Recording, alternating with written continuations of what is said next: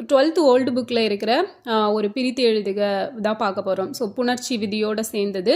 So இதில் பாருங்கள், வேற்றுமை புணர்ச்சியில் நிலைமொழி ஈற்று நகரமும் நகரமும் முறையே வல்லின முதன்மொழியோடு புணரும்போது டகரமாகவும் ரகரமாகவும் தெரியும். ஸோ நகரமும் நகரமும் வந்தால் டகரம் ரகரம் முறையே தெரியுது. ஓகேவா? அதாவது இப்போ பார்த்தீங்கன்னா மண் கூட்டல் களம் அப்படிங்கிறது நமக்கு வந்து இங்கே வந்து நிலைமொழியில் நா வந்திருக்கு, வருமொழியில் வல்லினம் வந்திருக்கு. ஸோ இதோட புணரும்போது மட்கலம் டகரமாக தெரிஞ்சிருக்கு. அதே மாதிரி இந்த நா வந்து வல்லின முதல் மொழியோட கூவோட சேர்றப்ப அதை வந்து பொற்குடம் அப்படின்னு சொல்லி தெரிஞ்சிருக்கு. ஸோ இதே மாதிரி தான் லகரத்துக்கும் வரும்.